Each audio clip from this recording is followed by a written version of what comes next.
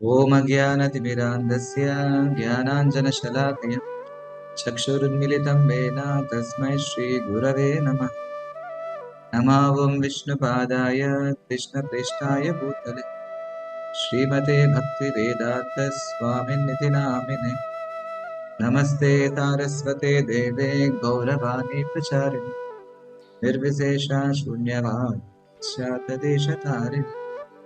नमो महावदान्याय कृष्णप्रेमप्रदायते कृष्णाय कृष्णचैतन्याय गौरत्विषे नमः। नित्यानन्दमहं नौमि सर्वानन्दकरं परं हरिनामप्रदं देवं शिरोमणि। हे कृष्णा करुणा सिन्धो दीनबन्धो जगत् गोपेश गोपिका कान्त राधा तप्तकाञ्चन गौराङ्गी राधे वृन्दावनेश्वरि वृषभानुसुते देवी प्रणमामि हरिप्रिये। वाञ्छाकल्पतरुभ्यश्च कृपा सिन्धुभ्य एव च पतितानां पावनेभ्यो वैष्णवेभ्यो नमः। जय श्री कृष्ण चैतन्य प्रभु नित्यानंद श्री अद्वैत गदाधर श्रीवासादि गौरभक्तवृंद। हरे कृष्णा कृष्ण कृष्ण हरे हरे हरे राम राम हरे हरे। हरे कृष्ण। आज एक विशेष दिन है। आज हमारे गौड़ी वैष्णव परंपरा में जो है अनेक महान आचार्य है, उनमें से एक महान आचार्य है नरोत्तम दास ठाकुर। आज उनके तिरुभाव दिवस हमने पहले भी चर्चा किए हैं। जब वैष्णव आचार्य की हम जीवनी के बारे में हम चर्चा करते हैं, उनकी प्राकट्य दिवस से और महत्वपूर्ण होता है उनके तिरुभाव, जब उन्होंने सारे लीला समाप्त करके वापस अपने स्वधाम जो भगवत धाम चले जाते। क्योंकि जब ऐसे महान आचार्यों का जब जन्म होता है, इस दुनिया जो उनके बारे में, उनकी महानता के बारे में जानते नहीं, पर लेकिन आखिरी में जब उन्होंने अपना लीला समाप्त करते हैं, तब तक उन्होंने एक इस कृष्ण भावना भावित साम्राज्य को विस्तार करके हजारों लाखों लोगों को भक्ति में उनको लेके आके और आध्यात्मिक एक क्रांति लेके आता है। इसलिए वैष्णवाचार्य की जो तिरुभाव दिवस है सबसे महत्व, क्योंकि जिस उद्देश्य के लिए भगवान उनको भेजे हैं और वो उद्देश्य को पूरा करते हैं। आज हम श्री नरोत्तम दास ठाकुर के बारे में, उनकी जीवनी के बारे में हम चर्चा करने वाले हैं। कहीं ना कहीं हमारा जीवन में जो है नरोत्तम दास ठाकुर से एक अनोखा संबंध भी है। जो भी कृष्ण भावना भावित जीवन जीते हैं, उनकी हर दिन की साधना, प्रभुपाद जो भी साधना के जो शेड्यूल हमें बताए हैं, हर दिन हम ऐसा दिन नहीं होगा जहां हम नरोत्तम दास ठाकुर को याद नहीं करते, उनकी भजन और कीर्तन के माध्यम से। कोई बता सकता है कौन नरोत्तम दास ठाकुर कौन सा गाना जो है वो हम हर दिन गाते हैं? राधा कृष्ण प्राण में। राधा कृष्ण प्राण वो आखिरी शयनार्थी में होता है। और मंगल आरती। नहीं, मंगलारती में पर दूसरा। और गुरु वंदना, श्री गुरु चरण पद्मा, वो नरोत्तम दास ठाकुर ने लिखा। और श्री कृष्ण चैतन्य प्रभु दया कर नरोत्तम दास ठाकुर ने लिखा है। और ऐसे कई सारे जो बहुत ही वृंदावन रमेश चंद्र भजन से। प्रभुपाद ने सेलेक्टिवली कुछ भजन को उसमें ऐड किया, ताकि हर दिन जो है वो हम भजन गाते हैं, साथ ही साथ नरोत्तम दास ठाकुर का भी स्मरण हो जाता है। आज हम उनके बारे में चर्चा करते हैं। हम भागवतम की, जब भी आप भागवतम सुनते हैं, भागवतम में भगवान कृष्ण की एक विशेष गुण हमें दिखाई देती है, वो है उनकी अपार कृपा है। सारे बद्ध जीवों के प्रति जो भगवान एक अपार कृपा व्यक्त करते हुए स्वयं भगवान कई सारे अवतार लेके इस धरती पे आते हैं और अपने एक दिव्य लीलाएं करते हैं, ताकि हम जैसे बद्ध जीवों को वो अपनी तरफ आकर्षण कर सकता है। सब जीव का तभी कल्याण हो सकता है जब वो भगवान की तरफ अपनी दृष्टि केंद्रित करता है। इसलिए भगवान जो है कई सारे अवतार लेते हैं और कई सारे अपने पार्षदों को भेजते हैं। और कलयुग की कलयुग में विशेष रूप से स्वयं भगवान कृष्ण चैतन्य महाप्रभु में प्रकट होते हैं। और उन्होंने संकीर्तन लीला का उद्घाटन करते हैं। और इस संकीर्तन लीला को आगे बढ़ाने के लिए चैतन्य महाप्रभु कई सारे लोगों को उनमें नियुक्त करते हैं। और उन्होंने सबसे जब चैतन्य महाप्रभु से इस संकीर्तन जो लीला का आरंभ होते हैं, जहाँ चैतन्य महाप्रभु, नित्यानंद प्रभु, अद्वैत प्रभु, गदाधर प्रभु और श्रीवास प्रभु, ये पंचतत्व के जो माध्यम से जो चैतन्य महाप्रभु है अपनी संकीर्तन लीला का विस्तार करते हैं। और उनके पश्चात जब चैतन्य महाप्रभु दक्षिण भारत यात्रा में जाते हैं, उत्तर भारत यात्रा में जाते हैं, वहां पे एक कई सारे जो एक कृष्ण इस कृष्ण भावना को आगे बढ़ाने के लिए जो अगला पीढ़ी को, नेक्स्ट जनरेशन को तैयार करते हैं। उनमें से सबसे प्रमुख होते हैं सनातन गोस्वामी, रूप गोस्वामी, रघुनाथ भट्ट गोस्वामी, रघुनाथ दास गोस्वामी, गोपाल भट्ट गोस्वामी, जीव गोस्वामी।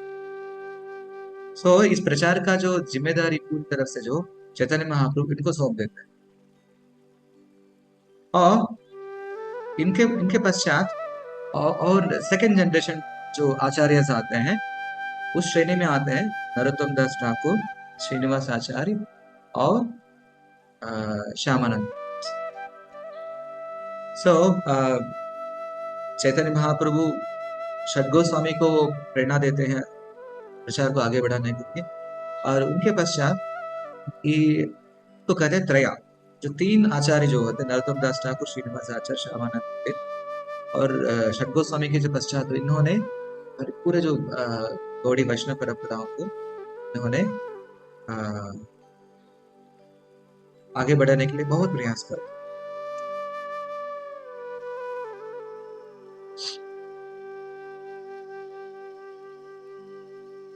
आज का चर्चा के विषय जो नरोत्तम दास ठाकुर की जीवनी की।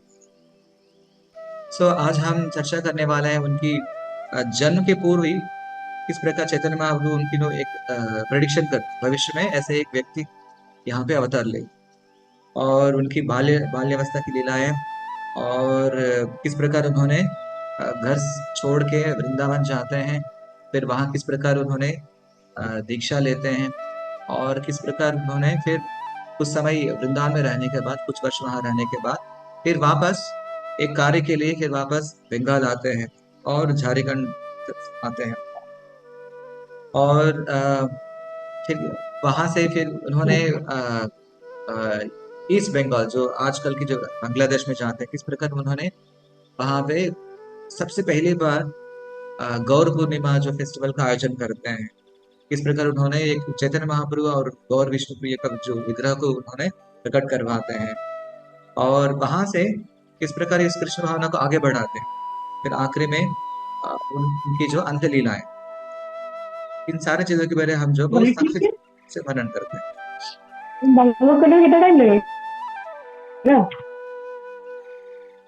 कृष्णा। सो नरोत्तम दास ठाकुर का जन्म जो है लगभग चैतन्य महाप्रभु लीला समाप्त होने के बाद हुआ।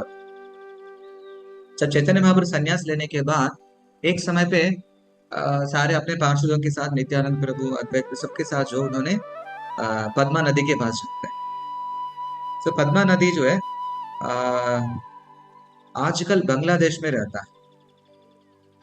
वो जब देश के विभाजन होने के बाद जो है ये पोर्शन जो है बांग्लादेश में चले जाती है। यहाँ पद्मा रिवर, पद्मा नदी जो गंगा नदी का एक शाखा है।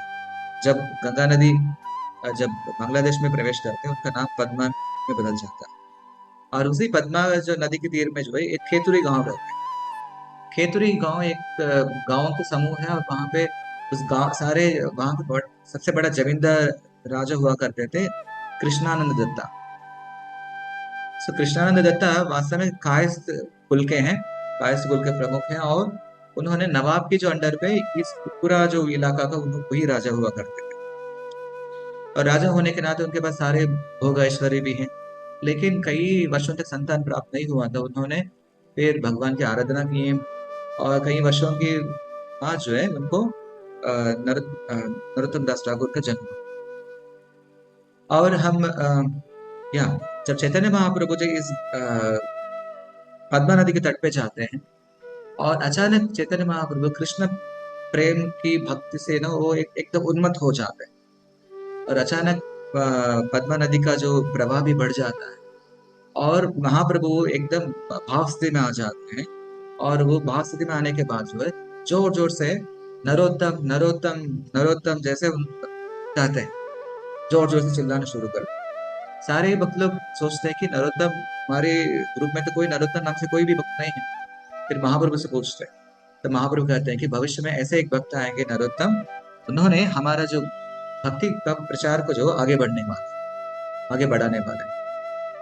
सो जैसे तब उन्होंने नित्यानंद प्रभु से कहते हैं, नित्यानंद प्रभु आपको जितना प्रेम मेरे प्रति है, कृष्ण के प्रति है, उतना ही प्रेम जो है वो भविष्य में इस नरोत्तम दास ठाकुर जो है वो प्रदर्शन करेंगे। इसलिए मेरा जो भगवान के प्रति कृष्ण प्रेम का जो वो ऐश्वर्य को मैं इस पद्मा नदी में मैं छोड़ना चाहता हूँ। और उसी उसी क्षण वहाँ पद्मावती जो है वो नदी का जो देवी वहां पे प्रकट होते हैं और महाप्रभु अपना जो कृष्ण प्रेम को जो है उनको सौंप देते हैं।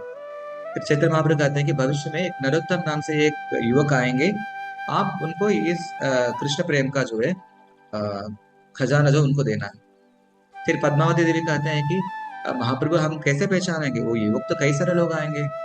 और चैतन्य महाप्रभु कहते हैं कि जैसे नरोत्तम आपकी नदी में आएंगे, आपकी पानी को स्पर्श करेंगे, आपकी प्रवाह में है ना बढ़ाव आ जाएगा, आपका एकदम जो नदी में वो पानी का एकदम बढ़ोतरी हो जाए। वही पहचान है कि हमारे जो शुद्ध भक्त नरोत्तम आया है। फिर बाद में चैतन्य महाप्रभु वहां से आगे लीला के लिए चल पड़ते हैं।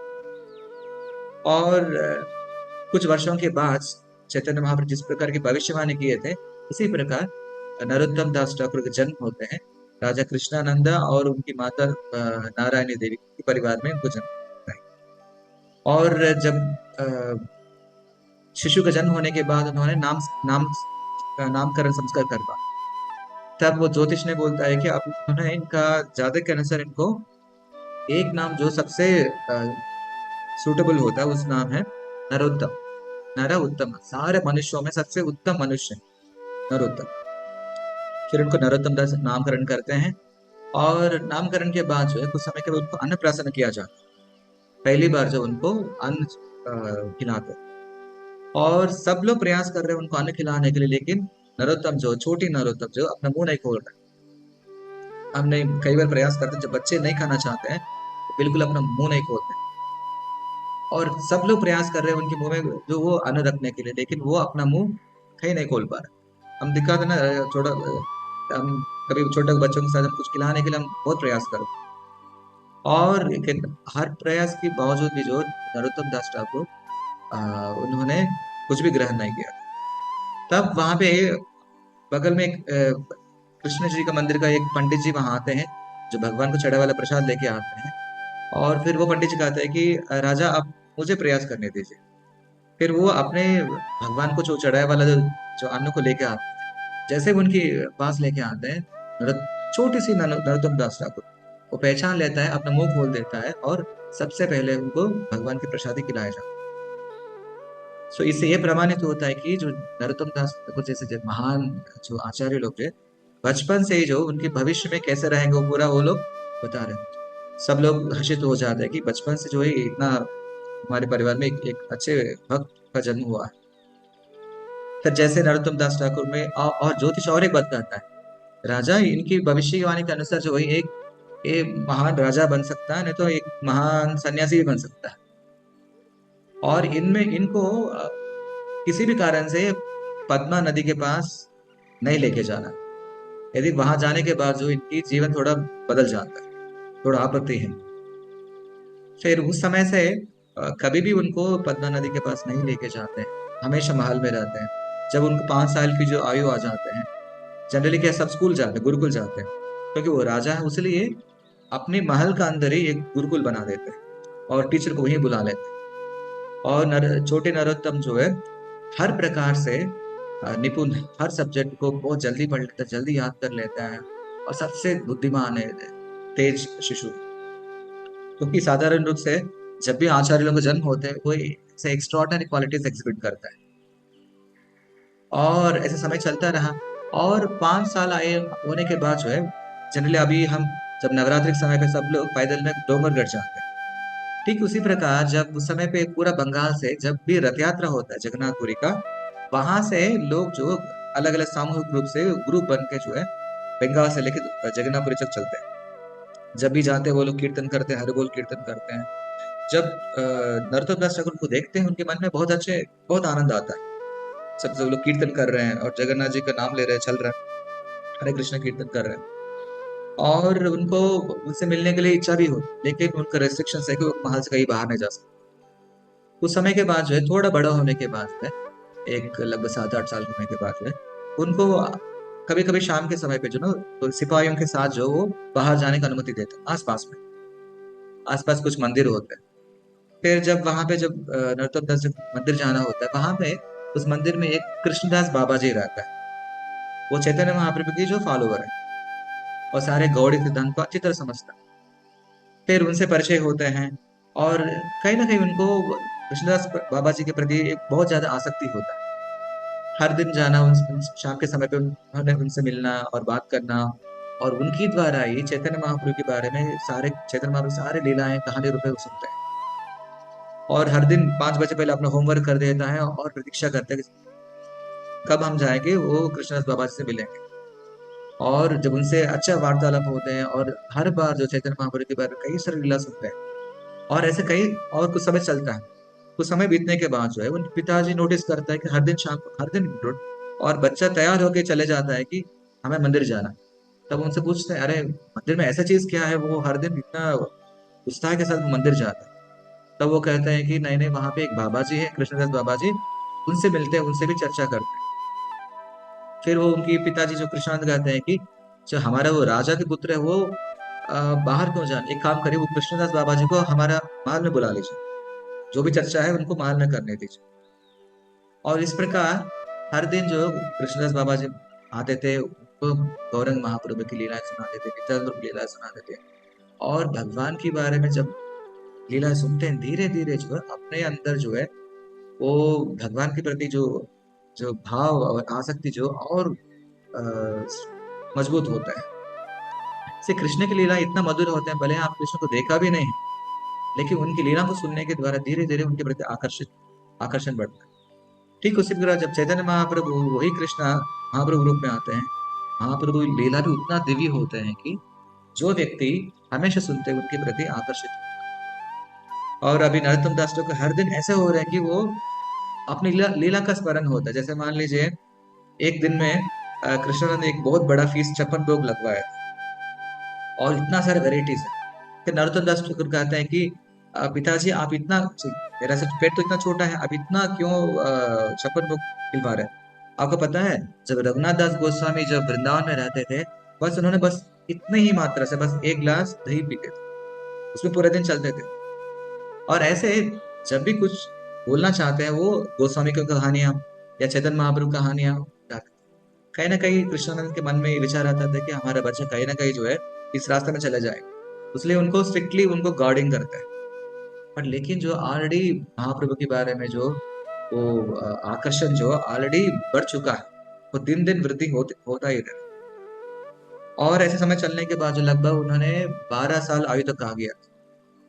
और 12 साल आने तक जो है कहीं ना कहीं उनको लग रहा है कि हम बच्चों को यदि हम इस समय पे विवाह नहीं कर पाएंगे तो फिर वो धीरे धीरे इस भक्ति लाइन में चले जाएंगे करके उनको लगा कि हमें उनको विवाह निश्चित कर देता है। तब उसी दिन रात को नित्यानंद प्रभु सपना में आते हैं। वो कहते हैं, नरोत्तम अभी बहुत हो गया, जहां तक आप इस जीवन जिए ये काफी है। अभी सीधा आप अ, पद्मा नदी में जाना, वहां स्नान करना है। आपके लिए वहां पे चैतन्य महाप्रभु एक गुप्त निधि रखा है, आपको एक विशेष उपहार वहां मिलने वाला है, आप वहां चले जाए। और आधी रात में नरोत्तम दास ठाकुर अपना महल छोड़ के जो है वहां पे चल जाता है और पद्मा नदी पे। सो जब पद्मा नदी पे वहां जाते हैं और रात वहां पे और कृष्ण के स्मरण करते हुए, महाप्रभु का स्मरण करते हुए उन्होंने क्या करते हैं, वो नदी में प्रवेश करते हैं। जैसे में पद्मावती नदी का स्पर्श हो जाते हैं, एकदम उनकी पानी में उछाल आता है और पानी का प्रवाह बढ़ जाता है। तब पद्मावती नदी को समझ में आता है कि अभी महाप्रभु जो बताए नरोत्तम के बारे में, वो होने आया है। और उनके सामने पद्मावती जो नदी प्रकट होते हैं, फिर उनको कृष्ण प्रेम को उनको सौंप देते हैं। जैसे ही उनको कृष्ण प्रेम मिलने के बाद जो है, नरोत्तम में कई प्रकार के जो है बदलाव आ जाते हैं। अचानक अष्टविकार आ जाते हैं, जोर जोर हरे कृष्ण बोलना, हंसना, नीचे गिर जाना, और इस प्रकार के जो है एकदम उन्मत्त पन आ जाता है। और कृष्णा को बार बार पुकारना, वैसे ऐसे एक, अब तक जो नरोत्तम एक प्रकार के व्यक्ति अभी पूरी तरह से बदल चुके। वहां पे एक पेड़ होता है जो ए, अ, ये तमाल वृक्ष है। उसकी जो जिस स्थान पे उनको इस प्रेम निधि मिला है, उस स्थान का नाम है प्रेमतली। जिस स्थान पे नरोत्तम दास ठाकुर को कृष्ण प्रेम मिला है। और इस पेड़ के नीचे रहता है, हमेशा वो कृष्णा कृष्णा को याद करते रहते हैं, और पूरा रात बीत जाता है। और सुबह सुबह जो है, तो गांव के वाले जो हम कपड़ा धोने के लिए आते हैं, जब उन्होंने देखा कि यहाँ पे नरोत्तम पड़ा है, फिर उनको माता पिता को समाचार देते हैं कि ऐसे उनकी पुत्र यहाँ पे। सो लोग वहां आते हैं। तब तक नरोत्तम जो है, उन्होंने बचपन से वो एक सांवला कलर था। अभी क्या हुआ है, क्योंकि इस घटना के बाद जब उनकी जो शरीर का कांति भी है, एक स्वर्ण रूप में बदल गया। एक प्रकार से उनको पहचान भी नहीं पा रहा, और हमेशा एकदम उन्मत्त हो रहा, हमेशा कृष्ण को याद करता, हमेशा महाप्रभु को स्मरण करता है। और उनको वापस जो वो लोग घर लेके आते हैं, घर में हर प्रकार से समझाने का प्रयास करते हैं, हर प्रकार की इलाज करवाते हैं, लेकिन इस प्रकार की जो बीमारी जो है, जो कृष्ण प्रेम की जो बीमारी, कोई इलाज नहीं। अब हर प्रकार की इलाज जो है फ्लॉप हो जाता है। और उन्होंने कई प्रकार से प्रयास किया, फिर लेकिन उनको बदलाव नहीं लेके। फिर कुछ समय के बाद जो है चैतन्य महाप्रभु सपने में आता है कि नरोत्तम, अभी तुमको यहाँ से निकलना है, सीधा वृंदावन जाना।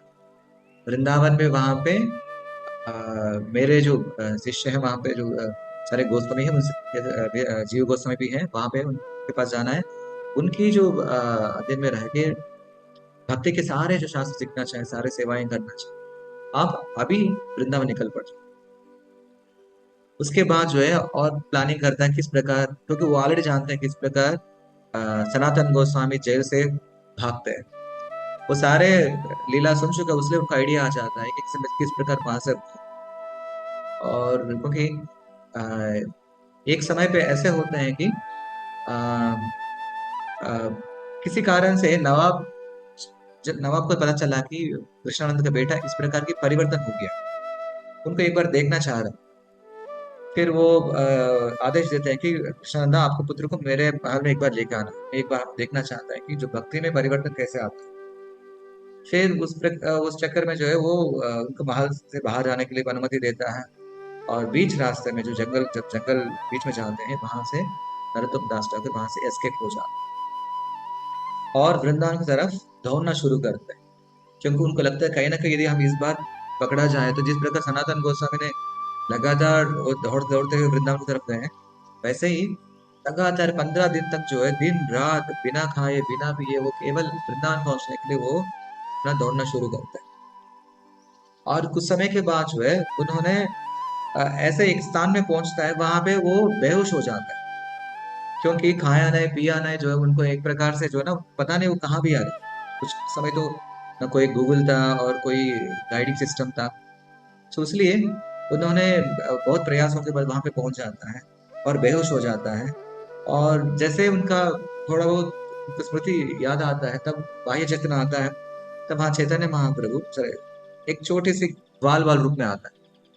फिर वो आके उनको कहते हैं कि अरे आप ऐसा लग रहा है आप बहुत थक गए हैं, आप ये लीजिए, ये जो मीठा वाला जो बहुत स्वादिष्ट दूध ले लीजिए। आप इस दूध को लेंगे ना, आपका सारा थकान पूरा हो जाए।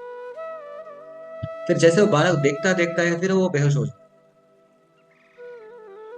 फिर तब उनका फिर सपना आता है। सपना में जो है अ, रूप गोस्वामी आते हैं, वो कहते हैं कि नरोत्तम, अभी जो कुछ समय के पहले आपको दर्शन दिए, वो साक्षात चैतन्य महाप्रभु है। आप कई दिन से आप है ना बहुत परिश्रम करके ना आप बहुत थक गए हैं। आप जैसे ही दूध का सेवन करेंगे आपके पूरा थकान दूर हो जाएगा। तो फिर वृंदावन और आगे जाना पड़ेगा, इसलिए आपको जो है दूध सेवन कर लीजिए और बहुत ही आसान से आप वृंदावन जाओ। फिर चेतना में आने के बाद जो वो दूध का सेवन करने के बाद जो है पूरी तरह से थकान दूर हो जाता है और शक्ति मिलता है। फिर वहां से वृंदावन चल पड़ता है। सो वृंदावन चलते चलते जो है वो आखिर में वृंदावन में पहुंच जाता है। जैसे मथुरा तक पहुंचता है, मथुरा में विश्राम घाट तक पहुंचते ही वहां से प्रणाम वगैरह करते हैं। तब वहां पे वो, तब तक जो उन्होंने दौड़ दौड़ के आ रहा था, लेकिन यहाँ पे आके स्लो हो जाता है। क्योंकि उनके मन में कहीं ना कहीं लगता है कि वृंदावन ऐसे एक पवित्र स्थान है, वहां पे सारे भगवान के अच्छे शुद्ध भक्त लोग रहते हैं। यदि मेरे अंदर उतना भक्ति है क्या, मैं वृंदावन में रहने के लिए मेरे पास योग्यता है, वही विचारधारा में जो है ना वो धीरे धीरे आगे बढ़, पता नहीं मैं वृंदावन में रह पाऊंगा नहीं रह पाऊंगा, किस प्रकार सेवा कर पाऊंगा, ऐसे कई प्रकार के विचार चलते रहते उनके मन। फिर आखिर में वृंदावन पहुंच जाता है। वृंदावन में उस समय पे बहुत कम मंदिर हुआ करते थे। उनमें से इस प्रमुख मंदिर होते थे राधा गोविंद जी मंदिर। फिर आखिर में उन्होंने गोविंद जी मंदिर में जाते हैं। गोविंद जी मंदिर में जाके वहां पे जैसे गोविंद जी का दर्शन करते हैं वो बेहोश हो जाते हैं। फिर सबको लगता है कि जब भगवान के दर्शन मात्र से वो बेहोश है मतलब कोई महान भक्त हो सकता है। फिर धीरे धीरे समाचार जो है वो जीव गोस्वामी तक पहुंचता है। और नरोत्तम दास का वृंदावन पहुंचने के पहले ही अ, जीव गोस्वामी की जो सपना में जो गोस्वामी लोग आते हैं, रूपा सनातन में कहते हैं कि अभी नरोत्तम जो जिन्होंने जिनको चैतन्य महाप्रभु की विशेष कृष्ण प्रेम प्राप्त हुआ है वो व्यक्ति अभी वृंदावन में आने वाला है। जैसे व्यक्ति आएंगे पहचानना है उनको, आप हर प्रकार से उनको प्रशिक्षित करना। और नरोत्तम आने के पहले ही ये आदेश ऑलरेडी उनको मिल गया जीव गोस्वामी। जब जीव गोस्वामी को पता चलता है कि नरोत्तम दास ऑलरेडी आ गए हैं, वो गोविंद जी मंदिर में है, और वो भी दौड़ के जाते हैं। फिर वहां नरोत्तम को देखते हैं। फिर नरोत्तम को जो है ना, फिर वो ऑलरेडी बेहोश स्थिति में है। फिर उनको कान में बोला था, कहते हैं कि नरोत्तम अभी हम जो चैतन्य महाप्रभु के जो शिष्य जो है जीव गो से हम आए हैं आपके पास। तब वो फिर वापस बाह्य चित्र में आते हैं। फिर दोनों आलिंगन करते हैं। उसके बाद जो है अपने आश्रम लेके, और वृंदावन में हर भक्त को नरोत्तम दास ठाकुर को इंट्रोड्यूस कर परिचय करवा। नरोत्तम दास ठाकुर अभी युवक है, मुश्किल से 15-16 साल हुआ। और वहां पे वृंदावन में ऐसे ऐसे वरिष्ठ भक्त लोग रहते हैं। तब ऑलरेडी लोकनाथ गोस्वामी भी वहां पे जीवित रहता है। और इनको सबको परिचय करवा सबके पास लेके जाते हैं, सबसे आश्चर्य दिलवाते हैं। क्योंकि जीव गोस्वामी जानते हैं कि हमारे हमारे बाद जो है सारी जिम्मेदारी इन लोग निभाने वाले हैं। इसलिए वो चाहते हैं कि जितना से ज्यादा आशीर्वाद ये नरोत्तम को मिल पाता है वैष्णवों से, उतना अच्छे से वो प्रचार कर पाए। और इस प्रकार से आ, कई और जीव गोस्वामी के पास रहते हुए उन्होंने कई प्रकार की जो शिक्षा प्राप्त करते हैं। और जब तक उसके बाद उन्होंने लोकनाथ गोस्वामी से भी परिचय करवा। जैसे लोकनाथ गोस्वामी से मिलना होता है, उनके मन में लोकनाथ गोस्वामी के प्रति एक अलग प्रकार की भावना उनके ऊपर, क्योंकि ऑलरेडी पहले भी उनको कह चुका है महाप्रभु ने, जीव गोस्वामी के पास आप प्रशिक्षित होंगे और लोकनाथ गोस्वामी के पास आप दीक्षा भी ग्रहण करें। और उस दिन से वो हर प्रकार से प्रयास करते हैं लोकनाथ गोस्वामी को प्रसन्न करने के। लेकिन लोकनाथ गोस्वामी ने क्या किया है, उन्होंने एक संकल्प लिया है। जीवन में कभी भी उन्होंने शिष्य को, किसी भी व्यक्ति को शिष्य रूप में वो ग्रहण नहीं कर, वो अपना संकल्प ले लिए थे।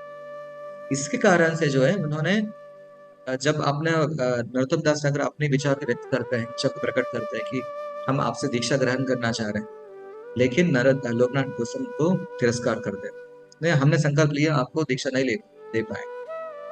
सो फिर जीव गोस्वामी कहते हैं दीक्षा ऐसी चीज होती है आपको गुरु ही देना पड़ेगा, जब वो आप सेवा संतुष्ट होते हैं तभी आप उनसे दीक्षा ले सकते हैं। और उस दिन से हर प्रकार से प्रयास करते हैं। लेकिन लोकनाथ गोस्वामी जो किसी के ऊपर निर्भर नहीं रहते, किसी सेवा भी नहीं ग्रहण करना चाहते, इसलिए नरोत्तम दास ठाकुर को एक बहुत बड़ी चुनौती आता है किस प्रकार उनको अपने गुरु लोकनाथ गोस्वामी से दीक्षा लेना है। और वो हर मौका ढूंढते हैं कि किस प्रकार उनको सेवा करना है। फिर आखिर में कई बार वो सोचने के बाद जो उनमें उनके मन में एक विचार आता, क्योंकि वो उनको यदि को लगता है मैं कुछ अच्छे प्रसाद भोग बना के भगवान को खिला के फिर उसको उनको खिला सकता हूँ, लेकिन वो भी वो भी तिरस्कार कर देते हैं और किसी से भी किसी प्रकार सेवा नहीं लेता, अपने कुछ में रहता है। और इसलिए उन्होंने आखिर में वो के मन में एक विचार आता। सो वो विचार जो है एक विलक्षण विचार है। आप ऐसे ले लो, कभी आप किसी के बारे में आप नहीं सुने हो। तो अभी नरोत्तम दास ठाकुर जो है वो सोचने लगते हैं कि हम किस प्रकार लोकनाथ गोस्वामी को हम प्रसन्न करेंगे और उनसे दीक्षा प्राप्त करेंगे। फिर आखिरी में उनको एक ही विचार आता है। वो विचार ऐसे है कि क्योंकि हर दिन सुबह जो है लोकनाथ गोस्वामी अपने कालकृत्य के लिए, जैसे शौच करने के लिए एक स्थान में जाते, और नरोत्तम दास ने सोचा है कि हम चलो हम, क्योंकि हम हमें किसी और प्रकार की सेवा करने के लिए उन्होंने हमें मौका नहीं दे रहे हैं। उन्होंने सोचा है कि वो शौच करने के आने के पहले ही उस जगह को पूरी तरह से, उस स्थान को हम साफ सुथरा रखते हैं। हर दिन उन्हें झाड़ू पोछा लेते हैं। जिस स्थान पे लोकनाथ गोस्वामी हर दिन शौच जाते हैं वहां पे पूरी तरह से साफ करके रखता है। और जब दूसरा दिन जब लोकनाथ गोस्वामी आते हैं, उनको ऐसा लगता है कि ऐसा कोई व्यक्ति आके यहाँ पूरा अच्छे से पूरा साफ सुथरा करती है। फिर ऐसे एक दिन, दो दिन, तीन दिन, एक महीना, दो महीना, लगभग एक साल तक चलता है। और इतना समय तक जो है लोकनाथ गोस्वामी को पता नहीं चलता है कि कौन वो व्यक्ति यहाँ आ रहे हैं और इस प्रकार के कार्य कर रहे हैं। और बहुत समय होने के बाद जो है फिर उन्होंने सोचा है कि हम ये काम करते हैं, हम किसी न किसी प्रकार उनको ढूंढेंगे कि कौन व्यक्ति ये सेवा कर रहा है। फिर उन्होंने एक दिन में क्या करते हैं, लोकनाथ गोस्वामी थोड़ा सा पहले ही, जैसे मान लीजिए 2 बजे आसपास, 1:30 2 बजे आसपास वो जग जाते हैं और उस स्थान पे जाके एक पौधों के पीछे जो वो छुप जाते हैं। फिर एज यूजुअल 1 3 बजे आसपास जो है नरोत्तम दास ठाकुर आते हैं, अपना झाड़ू से लेते हैं, वहां पे साफ साफ करना शुरू करता है। क्योंकि उस समय अंधेरे का समय है, उस समय लाइटिंग में नहीं हुआ करता, तो इसलिए लोकनाथ गोस्वामी के उस समय पहचान नहीं पाता नरोत्तम। फिर कुछ समय के बाद वो कहता है कि वो सामने आते हैं, आवाज देते हैं कि अरे आप कौन हो, आप किसने बोला यहाँ सेवा करने के लिए, आप कौन है, क्यों कर रहे हैं आप। तब नरोत्तम दास जो है वो उनकी चरण पे गिर पड़ता है, वो कहता है क्षमा करिए जी, मुझे अच्छा मैं नरोत्तम हूँ। सो मैं, मेरे पास और कोई विचार नहीं था, मैं हर हर प्रकार से आपको प्रयास किया हूँ आपको सेवा करने के लिए, लेकिन आप कभी भी हम हमको सेवा करने के लिए मौका नहीं दिए। हमने सोचा है कम से कम इस प्रकार की सेवा कर, कम से कम यदि हम आप हमारी सेवा से प्रसन्न होते हैं तब आप हमको दीक्षा देंगे। और ये सारे बात सुनने के बाद जो है एक प्रकार से लोकनाथ गोस्वामी का मन पिघल जाता है, क्योंकि एक राजा का बेटा जो है इतना ऐश्वर्य के बीच उनका जन्म हुआ, मनन हुआ, तो वो व्यक्ति सब कुछ छोड़ छाड़ के वृंदावन आ रहा है और इतना एक निम्न स्तर के काम कर रहे हैं। यदि भौतिक दृष्टिकोण से देखा जाए तो ये टॉयलेट साफ करना जो है इतना बड़ा काम नहीं है, सम्मान पूर्वक काम नहीं है।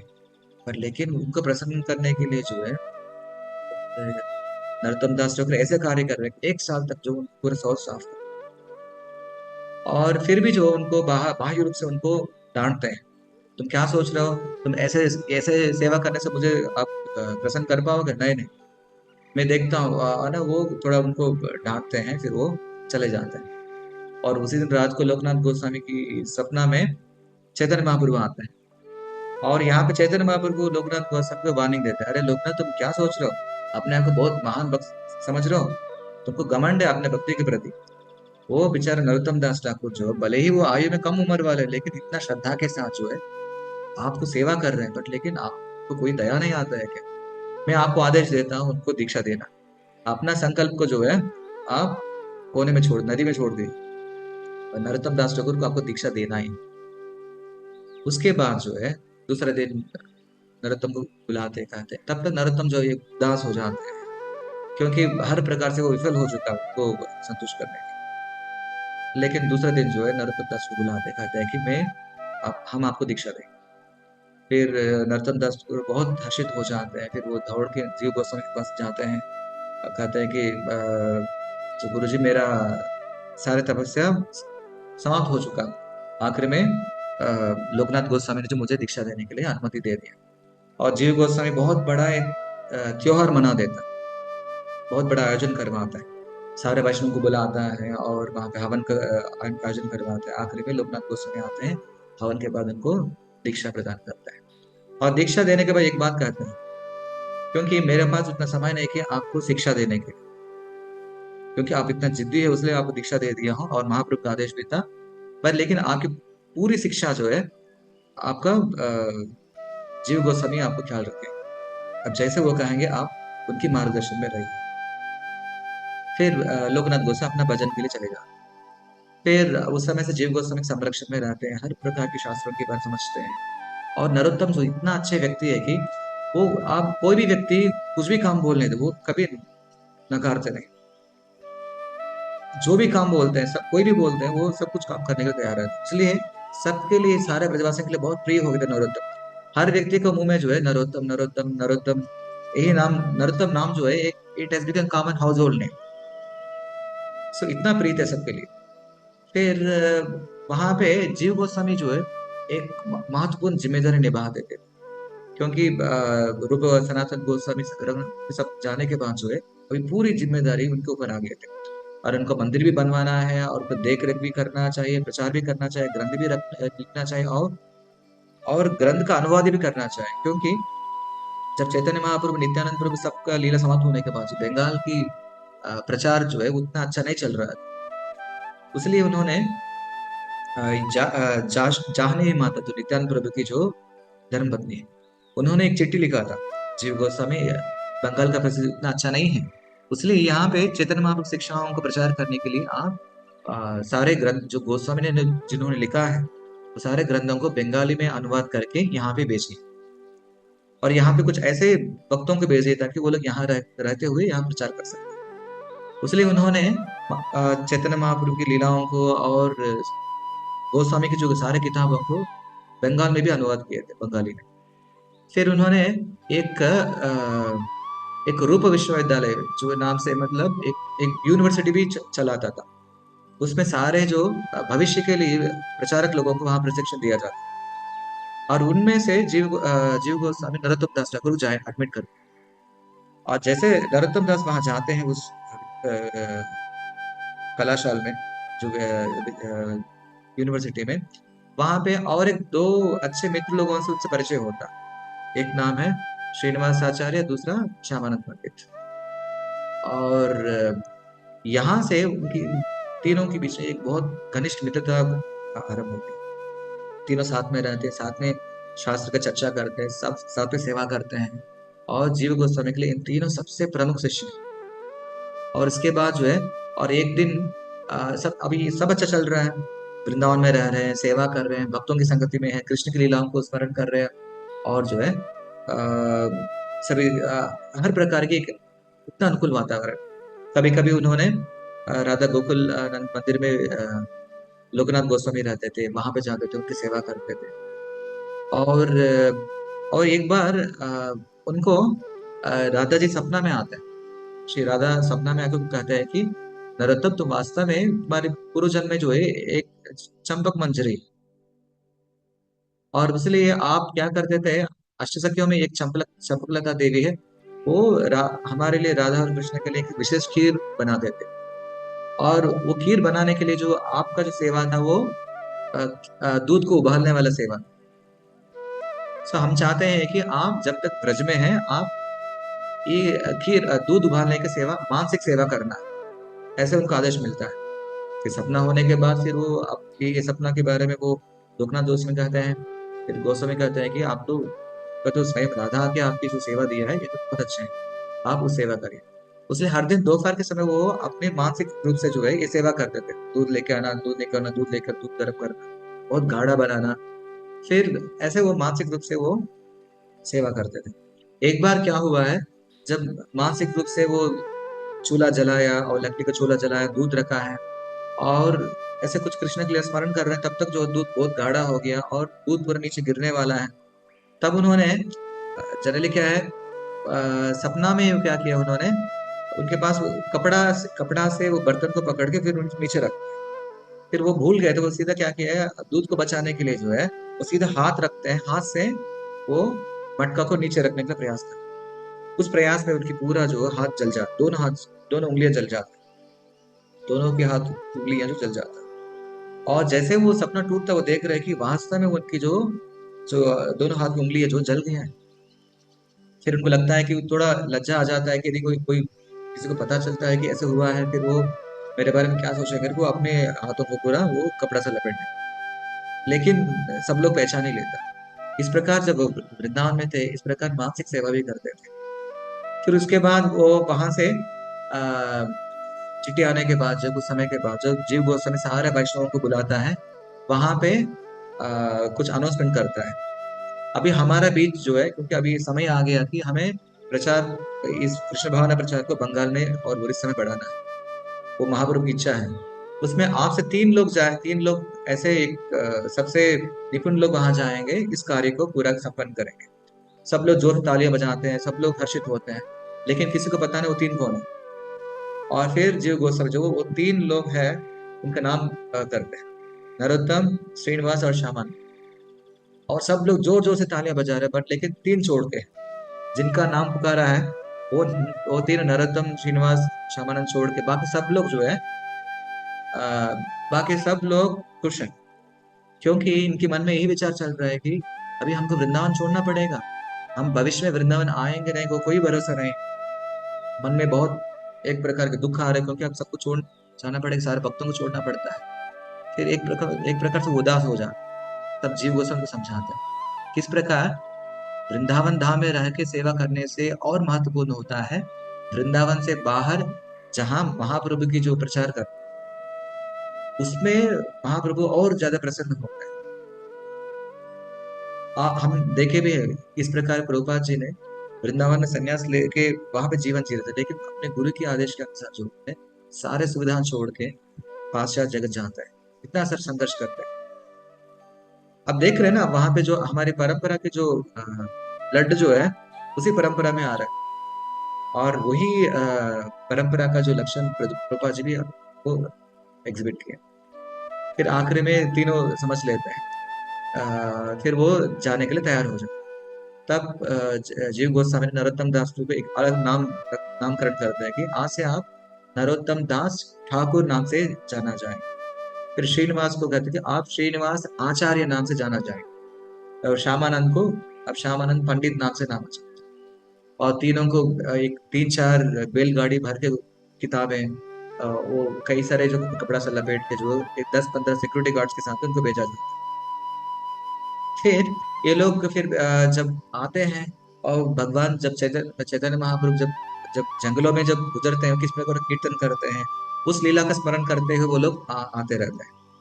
और विशेष रूप से वो लोग झारखंड झारखंड से गुजर के जो है वो उड़ीसा और बंगाल बॉर्डर में पहुंच जाता है। और रामगढ़ से झारखंड में रामगढ़ से लगभग 20 किलोमीटर दूर पे स्थान है, जहाँ पे उन्होंने महाप्रभु ने सारे जंगल जानवरों से उन्होंने कीर्तन करवाया। फिर जैसे वो वहां पे एक उड़ीसा और बंगाल और बॉर्डर में आते हैं, वहां पे एक गांव है, उसका नाम है वन विष्णुपुर। वहां पे एक छोटा सा गांव समूह है, उसमें एक राजा भी हुआ करता है, उसका नाम है वीर। सो वो दिन में वास्तव में वो राजा है, क्योंकि उन्होंने कई कई बार ये मुसलमान राजा लोग जो नवाब लोग आक्रमण करते हैं, उसलिए जब भी युद्ध होता है बहुत सारा जो संपत्ति नष्ट हो जाता है। इसलिए वो संपत्ति को और बढ़ाने के लिए क्या करता है, दिन में राजा जैसे व्यवहार करता है, रात में कई सारे सिपाहियों को वो डाकू बना के भेजता है। रात में वो सारे सिपाही लोग चोरी करते हैं, जो भी उस रास्ते में गुजरते हैं वो चोरी करते हैं, वो राजा को सौंप देते हैं, राज की खजाना घर में वो सारा सामान छोड़ देता है। तो राजा कहता है कि हमें केवल संपत्ति लूटना है, किसी को भी प्राण हानि नहीं होनी चाहिए। फिर इस प्रकार जो है वो डाकू भी बनता है। वो वास्तव में राजा है, लेकिन वो रात में डाकू का कार्यक्रम भी करवाता है। और उनके पास एक एस्ट्रोलॉजर होता है, ज्योतिष होता है, तो उनको पता चल जाता है कि अभी इसी मार्ग पे एक सबसे एक महत्वपूर्ण खजाना आ रहा है।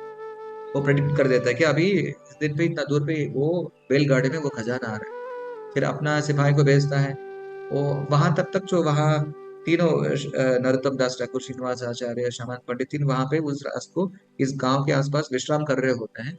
रातों रात सारे डाकू लोग आते हैं, पूरा जो सामान लो सारे ग्रंथ को लेके चले चोरी कर देते हैं। सुबह उठे हैं, कुछ भी नहीं दिख रहे, ये लोग घबरा जाते हैं और हर गांव में जाते हैं, हर घर में जाके पूछते हैं, हमारा इतना मेहनत करके हमने लिखा है और लेके आए हैं वो, उसके बारे में किसी को पता नहीं।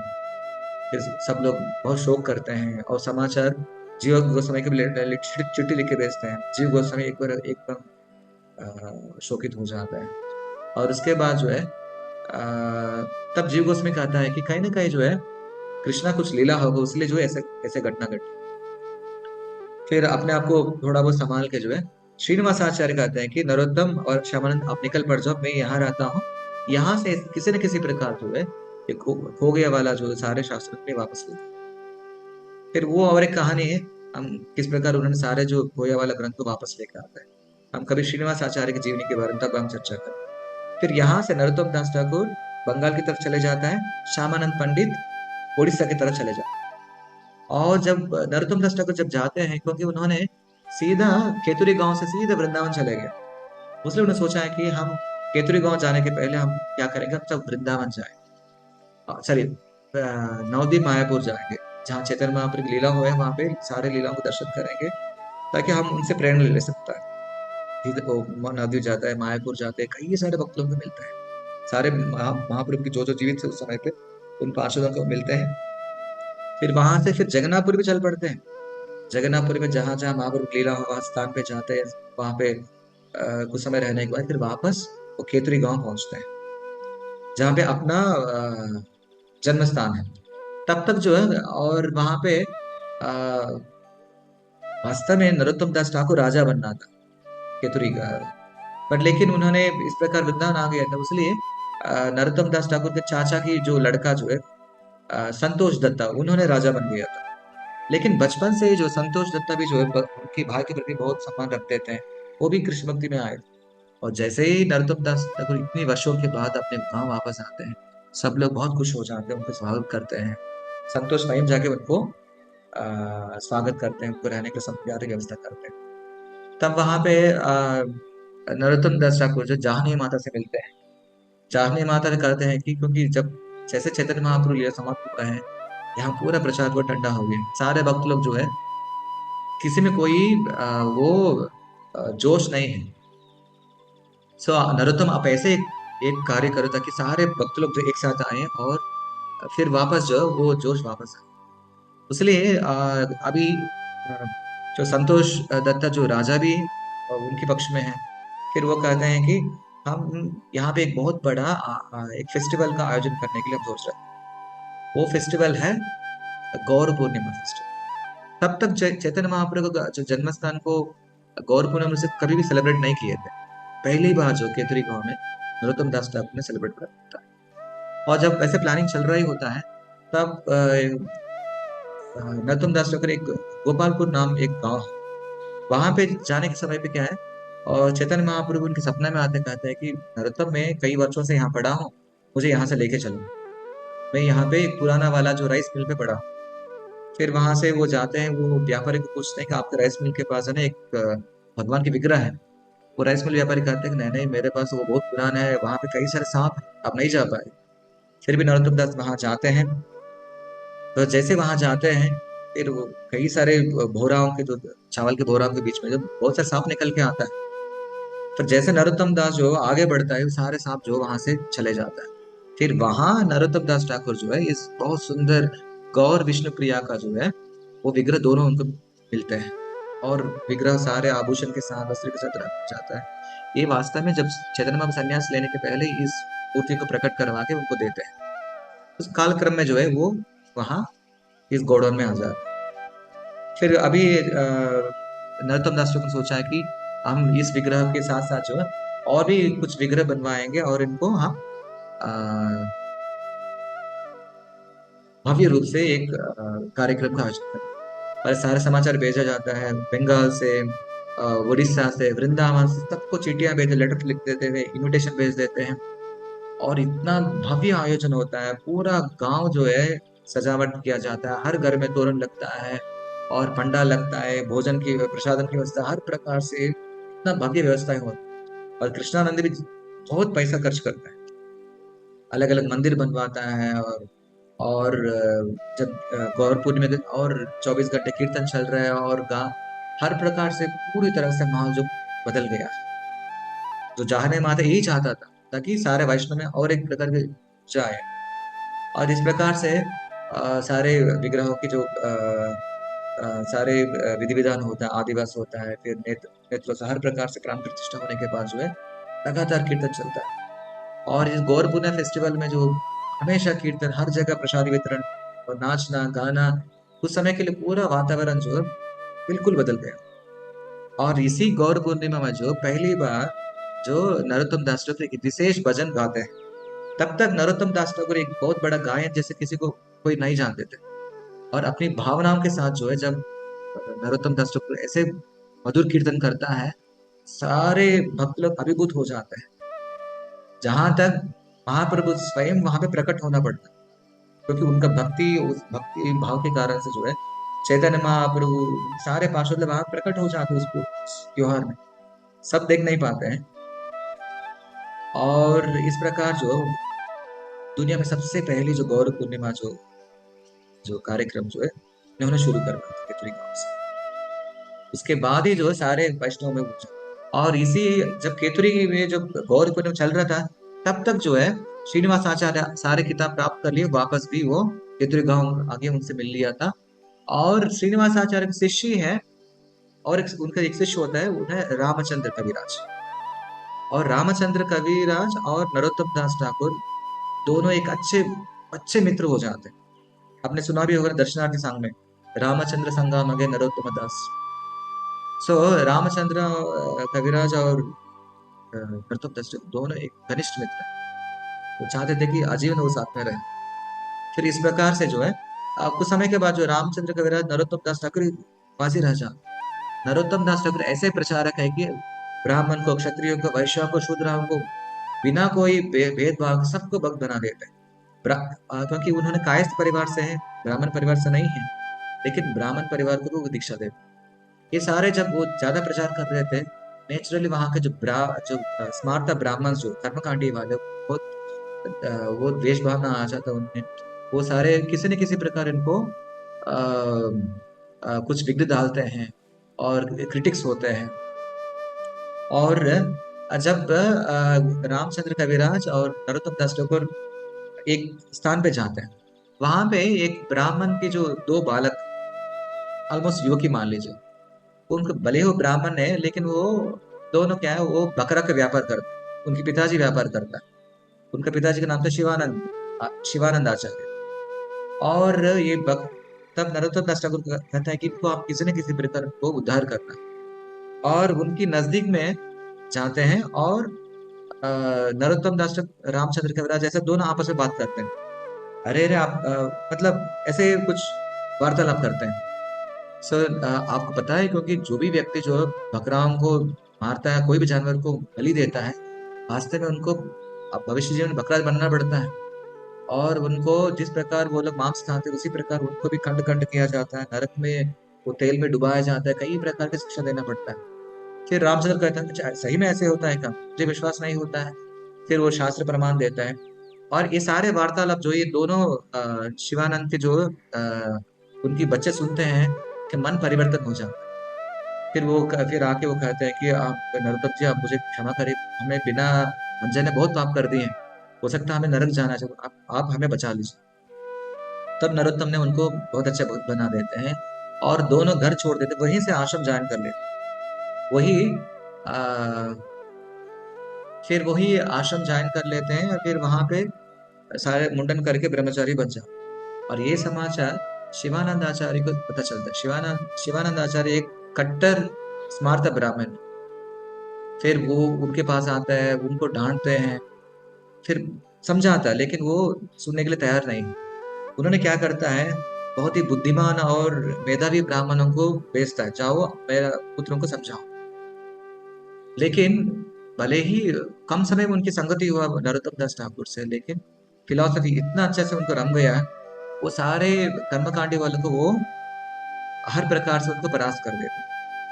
फिर शिवानंद जो वो लोग कहते हैं, और जो जो पंडित लोग आए थे सब लोग नरोत्तम दास ठाकुर के शिष्य बन जा। तब और ये उनको शिवानंद को पता चलता है कि ऐसे घटना हुआ है। फिर और क्रोधित हो जाता है। फिर वो आज उस वहां उस दूसरे गांव के राजा के पास जाता है, राजा नरसिंह। वो कहता है कि राजा ऐसे कार्य हुआ है, वो पूरा सारे वर्णाश्रम को भ्रष्ट कर रहे हैं। वो हर व्यक्ति को दीक्षा दे रहा है, वो स्वयं कायस्थ है लेकिन ब्राह्मणों को दीक्षा दे रहे हैं। फिर आपके पास एक रूप नारायण नाम से एक महान पंडित है, उनको भेजिए। हम चाहते हैं कि रूप नारायण उनको परास्त कर दे। फिर रूप नारायण भी जो यही रूप नारायण जो है इनका भी और एक लीला है, कई बाद में बताए। फिर रूप नारायण अपने सारे शिष्यों के साथ, अपने मित्रों के साथ एक बहुत बड़ा ग्रुप बन के नरोत्तम दास ठाकुर की तरफ आगे बढ़ते हैं। बीच में एक मार्केट में कुछ विश्राम करते हैं। और जब उसी मार्केट में नरोत्तम दास ठाकुर सारे जो ऋषि लोग में से दो हरिराम और रामकृष्ण, जिन्होंने शिवानंद आचार्य की शिष्य, सो उन्होंने क्या करते हैं कि एक पान वाला बन जाता है, एक मटका वाला बन जाता है, इसे ऐसे डिफरेंट डिफरेंट रोल्स ले लेता है। फिर वो पान खाने के लिए ये ब्राह्मण लोग आते हैं। तब ये लोग क्या करते हैं, आ, आ, ये लोग क्या करते हैं कि संस्कृत में बात करना शुरू करते हैं। सारे पंडित लोग हैरान हो जाते हैं, अरे इतना छोटे गांव में संस्कृत में बोल रहा है। फिर वो ऐसे वार्तालाप होता है। वो हर प्रकार की बातों को खंडन कर देते, मतलब रेफ्यूट कर देते। फिर ये रूप नारायण, सारे शिष्य लोग जो है रूप नारायण के पास जाते हैं, कहते हैं कि ऐसे ऐसे ये ऐसे बहुत चमत्कारी गाँव है। यहाँ पे पान वाला मटका वाला सब लोग यहाँ संस्कृत बोल रहे हैं, के पास सबके पास शास्त्रीय ज्ञान है। फिर रूप नारायण स्वयं आता है, उनसे वाद प्रतिवाद करते हैं। तब तक जो है और सारे और क्योंकि वो हरिराम, ये बहुत छोटे शिष्य लोग हैं, लेकिन अ, इतने कम समय में इतना कृष्ण भावना का ज्ञान प्राप्त किए हैं। वो रूप नारायण उनकी हाथों में परास्त हो जाते। तब रूप नारायण जो है कहता है कि आप बताएं, आप तो मुझे नहीं लगता है आप पान वाला है मटका वाला, आपके असली परिचय क्या है। तब वे कहते हैं कि हम जो है नरोत्तम दास ठाकुर के शिष्य हैं। तब रूप नारायण जो है वो भी जाके नरोत्तम दास ठाकुर के शिष्य बन जाते हैं। ऐसे नरोत्तम दास ठाकुर जो है हर प्रकार के लोगों को जो है कृष्ण भावना में बदल देते हैं। और ये उनका भजन स्थली है, आ, भजन थली। वहां पे एक बहुत बड़ा पेड़ है पद्मा नदी के बगल में, यहाँ पे वो भजन करते थे और कीर्तन लिखते थे। और भी कई सारी लीलाएं हैं। और यहाँ पे उनको और एक शिष्य हुआ करते थे, गंगा नारायण चक्रवर्ती। उनका शिष्य ही आ, विश्वनाथ चक्रवर्ती ठाकुर। ये हमारी परंपरा जो है ऐसे चलता है। सो वहाँ एक एक नाम है जो गंभीला। और क्योंकि आखिरी समय पे नरोत्तम दास ठाकुर एक एकांत में भजन कीर्तन करना चाह रहा था और किसी से बात भी नहीं करना चाह रहा था। तब उनको समाचार मिलता है कि उनके जो मित्र जो है रामचंद्र कविराज, उनका निधन हो चुका। तब उन्होंने उन्होंने भी सोचते हैं कि हम जो है शरीर त्याग दें। और उन्होंने उनके शिष्य जो गंगानारायण चक्रवर्ती क्या है उनको अपने गांव लेके जाता है। उसका नाम है जो गंभीला। वहां पे वहां पे पद्मा नदी बहता है। और वहां पे वो पद्मा नदी में स्नान करने के समय जो है सारे उनके शिष्य लोग उनको मसाज करते हैं। और जैसे मसाज करते करते ऐसा लग रहा है कि उनकी शरीर पूरा जो है अ, सफेद रूप लिक्विड बन जाता है। जैसे मान लीजिए अब यदि पानी डाल के आप दूध को पानी में फेंकते हैं, पूरा मिल जाता है पानी में। उस प्रकार वो लोग जो है, जैसे वो कह रहे हैं कि वो शरीर को मसाज कर रहे हैं, उनका शरीर पूरा पिघल के वो पद्मा नदी के पानी में मिल रहे हैं। और कुछ समय के बाद जब उनका शरीर ही वहां से अंतर्धान हो जाता है। सारे लोग शोक भी करते हैं, एक प्रकार से कहते हैं इस प्रकार उन्होंने लीला कृष्ण को समर्पित करके जो है उन्होंने अपने शरीर त्याग दिया। इसलिए उनका शरीर मिला ही नहीं। फिर बाद में क्या करते हैं, जो वो जो सफेद रूपी जो लिक्विड को उन्होंने कुछ लोग उनके शिष्य लोग एक अलग अलग मटका में लेके आते हैं।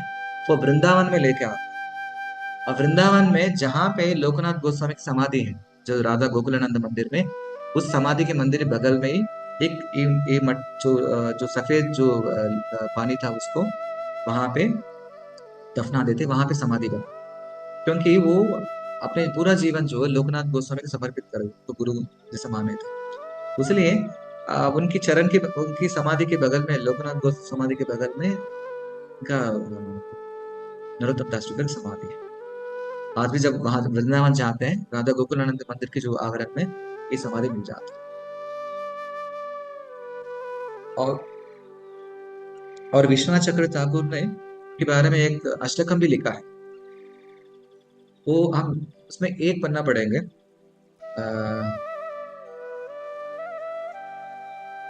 मैं ही पढ़ता हूँ। श्री कृष्ण नामामृतवर्षि वक्त्र चंद्र प्रभध्वस्तमो भराय गौरांग देवानुचराय तस्मै नमो नमः श्रील नरोत्तमाय। इसमें बार बार जो चैतन्य महाप्रभु के जो सेवक नरोत्तम दास को प्रणाम करता हूँ, जिन्होंने अपनी भक्ति से, अपनी प्रेम भक्ति से, अपनी आध्यात्मिक ज्ञान से जो है, और क्योंकि नरोत्तम दास ठाकुर की जो मुख में एक विशेष कांति भी हुआ करते, जो भी वो देखते हैं उसमें मंत्रमुग्ध होते थे। और उस प्रकार की जो चैतन्य महाप्रभु की जो मन की जो विचार को समझने वाले और उनकी भक्ति को बांटने वाले जो नरोत्तम दास ठाकुर में बार बार पढ़े, ये नरोत्तम दास ठाकुर के जो है एक अष्टकम है, आप कभी आप गूगल में पढ़ सकता है। तो इस प्रकार उन्होंने ऐसे प्रचार किया था कि बिना भेदभाव का, और पूरा जीवन जो उन्होंने ब्रह्मचारी, आजीवन ब्रह्मचारी का पालन किए हैं। उन्होंने मणिपुर राजा को भक्त बना दिए थे। इसलिए आज भी मणिपुर में कई वर्षों से जो एक वैष्णव लोग रहते हैं। प्रभुपाद जी भी कहते हैं कि मणिपुर जो एक वैष्णव स्टेट है, और त्रिपुरा, मणिपुर में काफी प्रचार किया। पूरा जो ईस्ट बंगाल, वेस्ट बंगाल में नरोत्तम दास ठाकुर ने काफी सारे लोगों को उन्होंने भक्त बनाया। यदि आजकल कृष्ण भावनामृत जो है इतना आगे बढ़ा है, कहीं ना कहीं इस गौड़ी वैष्णव परंपरा में जो भी आचार्य, सबका योगदान है। और नरोत्तम दास का शिष्य जो है वो गंगानारायण चक्रवर्ती है, और उनकी जो शिष्य होते हैं विश्वनाथ चक्र ठाकुर होते हैं, और उनके शिष्य जो बलदेव विद्याभूषण होता है, उनके शिष्य जो ऐसे जगन्नाथ दास, ऐसे जो उसी परंपरा में श्रील प्रभुपाद भी है। प्रभुपाद हमेशा जब भी कोई भी उनको ग्लोरीफाई करते हैं, तो गुणगान करते हुए कहते हैं कि जो भी मेरा सफलता है ये मेरा, हमारा नहीं है, पूरा एक गौड़ी वैष्णव परंपरा के, क्योंकि उन महान आचार्य के जो आशीर्वाद जो है उसी परंपरा के द्वारा प्राप्त हो रहे हैं। आपने सुना होगा जिस प्रकार उन्होंने वृंदावन छोड़ना पड़ा, सारे सुविधा होने के बावजूद भी, क्योंकि चैतन्य महाप्रभु की सेवा के लिए, प्रचार के लिए चाहे हमें कुछ सुविधा भी त्याग देना पड़ता है। यदि सबसे ज्यादा, यदि कौन सी सेवा से भगवान हमें, चैतन्य महाप्रभु संतुष्ट होंगे, वो यदि हम किसी को भक्त बना, और उस प्रचार कार्यक्रम यदि हम माध्यम बना पाए, सो वो महाप्रभु को और ज्यादा श्रद्धा देते हैं। इसलिए से ये सारे आचार्य लोग जो अपने जीवनी के द्वारा हमें एक आदर्श स्थापित कर रहे हैं। नरोत्तम दास अगर बचपन से राजा के परिवार में जन्म ले लिया था, सबसे बुद्धिमान है, तेजवान है, फिर भी जो है उन्होंने कृष्ण के प्रति इतना समर्पित भावना है हर परिस्थितियों में। तो इसलिए हमें जब जब हम इस महान वैष्णव आचार्य की जीवनी में सुनते हैं, हमारे जो अंदर है ना, उनके प्रति एक सम्मान भावना आता है।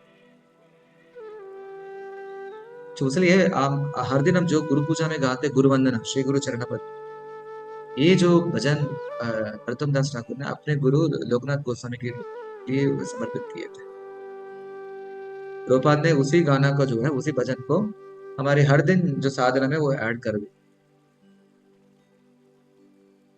तो ऐसे कई सारे उनकी जो विशेष जो रचनाएं हैं, श्री प्रेम भक्ति चंद्रिका, और भगवान कृष्ण और गोपियों के साथ जो एक अंतरंग लीलाओं के बारे में जो एक बहुत अपने आप को एक धांसी रूप में प्रस्तुत करते हुए उन्होंने उनका गुणगान गाते उन लीलाओं का। और एक सुंदर जो उनकी जो कंपाइलेशन है वो प्रार्थना, आज भी बंगाल में जो है नरोत्तम दास ठाकुर भजन सबसे फेमस है, और शास्त्रीय प्रमाण के साथ सारे शास्त्रों के सार को एक भजन रूप में प्रस्तुत किया। फैक्ट वो चैतन्य महाप्रभु की इच्छा है, देखो कि चैतन्य महाप्रभु ने संकीर्तन माध्यम कर जो आरंभ किए थे, और संकीर्तन केवल भजन और कीर्तन के माध्यम से हो सकता है। अब बहुत ज्यादा संस्कृत में भजन नहीं लिख सकते, गा सकते हैं। इसलिए महाप्रभु की एक इच्छा था कि ये सारे शास्त्रों का सार जो है, हमारे गौड़ी वैष्णव सिद्धांत के जो है, वो हमें भजन और कीर्तन में प्रस्तुत करना। और वो इच्छा को श्री नरोत्तम दास ठाकुर ने पूरा किया। यदि हम सुनते हैं इतना भाव, इतना गहरा अर्थ और इतना समर्पण भाव जो हम देखने के लिए मिलते हैं उनकी भजन में। सो ये था जो नरोत्तम दास ठाकुर के जो है बहुत संक्षिप्त रूप में जो बना। और कई सारी लीलाएं हैं, बहुत कुछ मैं मिस भी कर दिया हूँ। हम उनकी जीवनी से हमेशा हमें प्रेरणा लेना चाहिए। भले ही भौतिक परिस्थितियां जो है, हर व्यक्ति का परिस्थिति अलग हो सकता है, आवश्यक नहीं है हम वैसे हम भी अनुकरण नहीं करना। प्रभु हमेशा कहते हैं दो शब्द, अनुकरण और अनुसरण। हम इन महान आचार्यों की नकल नहीं कर सकते हैं, बट लेकिन जिन्होंने वो मार्ग दिखाए हैं, उस मार्ग पे हम चल सकते हैं, अनुसरण कर सकते हैं। हमारे पारिवारिक परिस्थितियों के अनुसार हम कहाँ तक उनकी सारी शिक्षाओं को पालन कर सकते हैं, ताकि क्रमशः हम जो है इस आध्यात्मिक जीवन में हम आगे बढ़ सकते हैं। धीरे धीरे जो मन में भगवान कृष्ण को जो है सबसे उन्नत स्थान हम दे सकते हैं। इसलिए ये सारे महान आचार्यों की जीवनी जो है हमेशा हमारे लिए प्रेरणादायक बनता है। जब भी हम भजन पढ़ते हैं, भजन के साथ साथ उसका मीनिंग भी पढ़ना चाहिए, तभी हम जो उस भजन के जो अंदर जो की भावनाओं को हम समझ सकते हैं। तो ये था नरोत्तम दास ठाकुर की जो है जीवनी की। सो हम इस पावन अवसर पर, धीरोभाव दिवस के अवसर पर, श्री नरोत्तम दास ठाकुर से हम प्रार्थना करते हैं, जितना समर्पण भाव, जितना जो आसक्ति, जितना आकर्षण जो कृष्ण के प्रति, चैतन्य महाप्रभु के प्रति और उनकी सेवा के प्रति, प्रचार के प्रति, उतना ही जो है इसमें यदि एक गुण भी हमें प्राप्त हो जाए, हमारे जीवन भी धन्य हो जाए। हम उनसे प्रार्थना करते हैं कि उनकी कृपा और आशीर्वाद हमेशा हमारे ऊपर बनते रहे और हम भक्ति में आगे बढ़ सकें।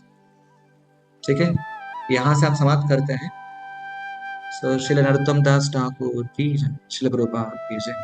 हरे कृष्ण।